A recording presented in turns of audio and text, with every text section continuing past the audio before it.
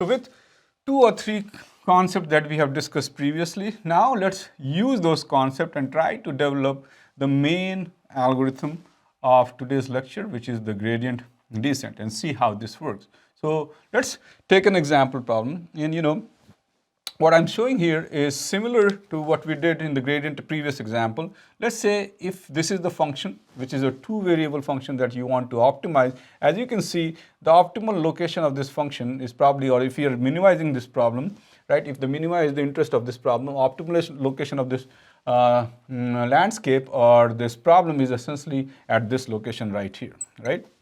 So, and then there is a local suboptima, which is also a smaller value, which is located right here. So depending upon where you start this algorithm, you might end up here. If you start here, you might end up here. And this is also an important property that you need to know, that in multivariable non-convex optimization problem, you have multiple local optima. So this is a local optima and this is another local optima. But when you compare both of this one can be considered as the global one, because this will have the optimum value or the minimum value at this location is going to be smaller than this one. However, if you look into this point, compared to neighborhood region, the value that you have at this value is also going to be lower, and that's why that's known as local optimum. Okay, so depending upon how you start, where you start, you might end up in this valley, or you might end up, if you're rolling a marble, it might end up in this valley, or it might end up in this value itself. And that's how actually the steepest descent method also works. So what it does, it starts with a point. So let's say it starts here. Okay, so first what you do is you compute the steepest descent direction, and that is essentially computed by the derivative information. So the numerical implementation is done by the derivative. So you compute the del fx y by del x, you compute del fx y by del y, and you create a resultant vector, which is basically gives you the ascent direction. You take a negative of that, so you get this direction, okay, and you move in that direction by certain distance, and you arrive here. So that might be step 1, you arrived here.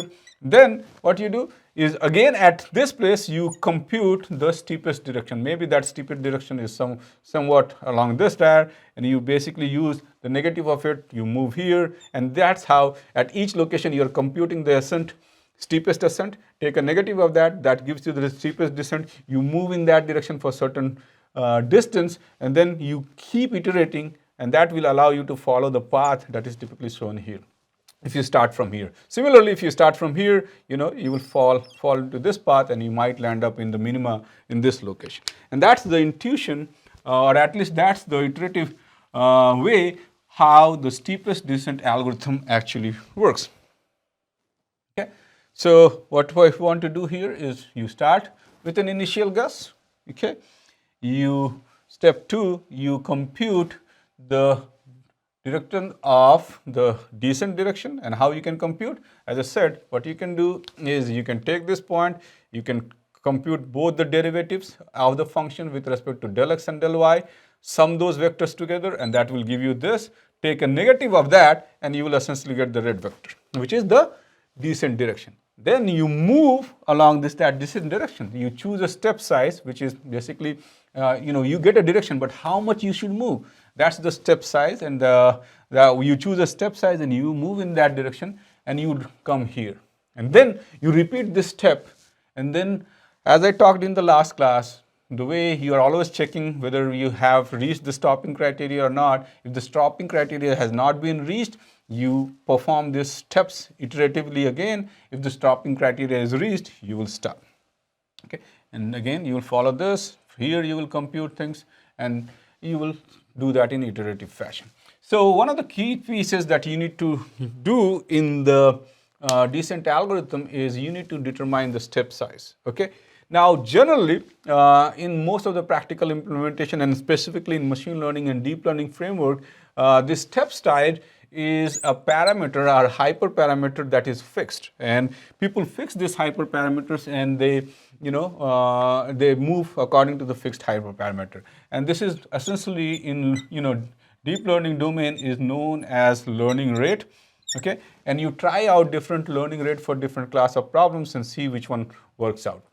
However, I also want to point out that in optimization domain, you can reformulate this step size determination as a single variable problem, and you can use maybe a golden section or a Newton-Raphson method to solve for that, and you can find out also an optimal value of alpha to move in a step, okay, and that will give you how much you should be moving in the descent direction when you are solving. But typically that is not used in practical settings. What is typically done is we assume a fixed value of alpha, which is learning rate, and then we play out, that is considered a hyperparameter, we play out with the different values and see which one works best for the problem that we have in hand. Okay, so again, let's summarize the steepest descent method equation.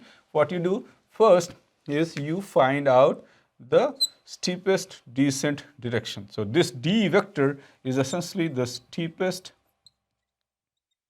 descent direction.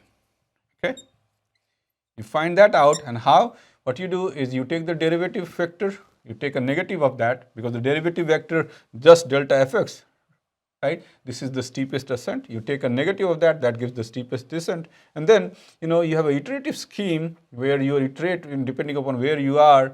You basically taking the previous iteration value, you add the information, which is the step size, multiplied by the steepest direction, and that is the step you use for solving the overall problem. So this is the iterative scheme similar to what we showed in the Newton-Raphson method, which could be used for solving the steepest descent method based multivariable optimization problem. Okay. So now let's take an example problem and go through all the steps that we have conceptually discussed, and also see how we can use the equation that we have listed here with respect to an example problem.